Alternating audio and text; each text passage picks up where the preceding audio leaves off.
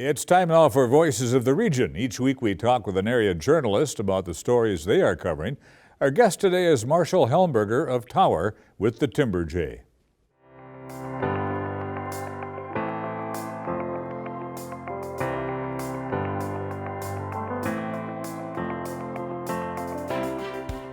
The Federal Environmental Protection Agency has dealt POLYMET'S proposed NorthMet mine near Hoyt Lakes a potentially crippling blow. In a 47-page opinion issued to the U.S. Army Corps of Engineers on Monday, the federal agency is recommending against reinstatement of PolyMet'S Federal Wetlands Permit, known as a Section 404 permit, and that's a permit that's critical to the project.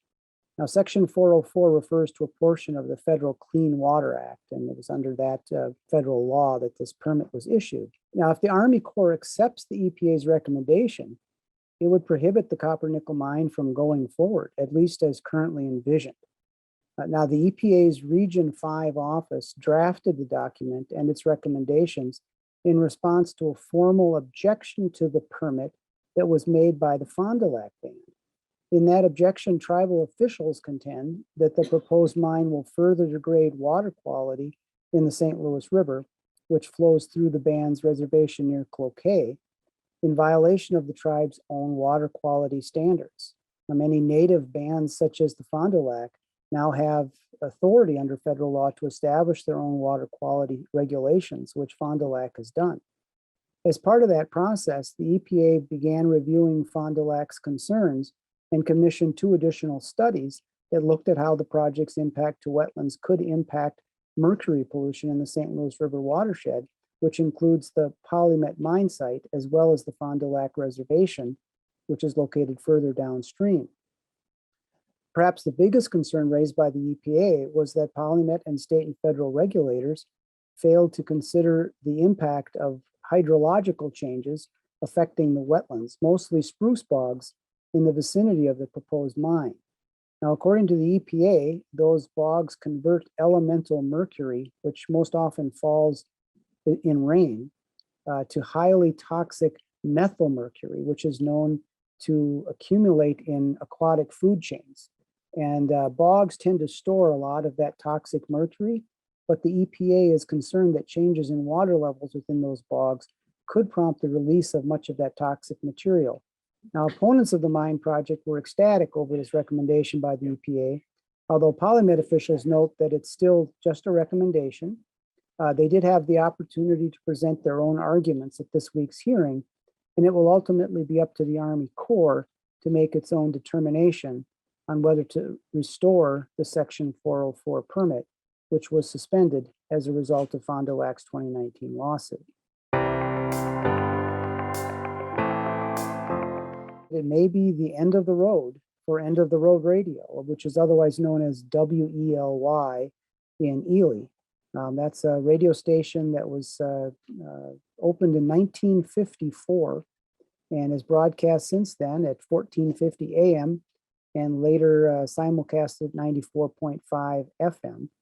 And the station is scheduled to shut down for good on June 1st.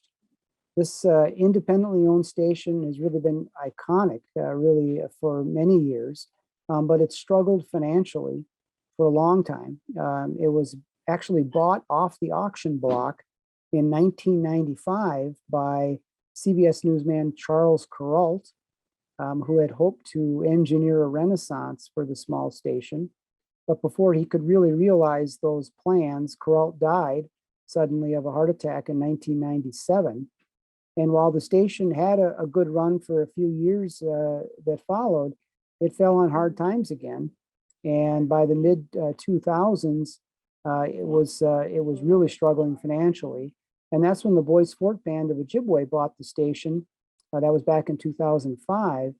But their timing coincided with the long-term decline in advertising for commercial radio, which now competes with a wide range of digital alternatives for music and other programming.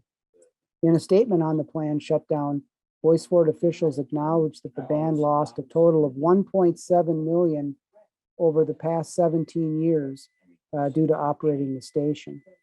The band has been seeking another buyer for some time, but was never able to find much interest. Staff at the station, which includes 1 full-time and 8 part-time employees, were informed of the shutdown late last week. Many residents in the community are saddened by the pending loss of the station, but recognize that changing technology likely made it inevitable. As our region has gone from drought to deluge, it seems, in April, rivers across northern St. Louis County are almost all in flood stage, in some cases record flood stage, as a result of the abundant precipitation in March and especially in April, where we had a series of sloppy snowstorms that continually added moisture to our already pretty dense snowpack. Now, with the snow finally in retreat, all that water combined with some additional rain has left the forest saturated and lake levels rebounding. And that's good news for anglers. And it also means that all of our areas of drought have vanished. We're no longer in drought anywhere in Minnesota, in fact. Several stations, the weather stations in our region reported April precipitation was about 3 times the average level. Now, there's another benefit to all that water. It may just clear all the ice away in time for the May 14th fishing opener. We're going to be watching very closely next week as we head into that fishing opener a week from Saturday. We're certainly hoping for open water.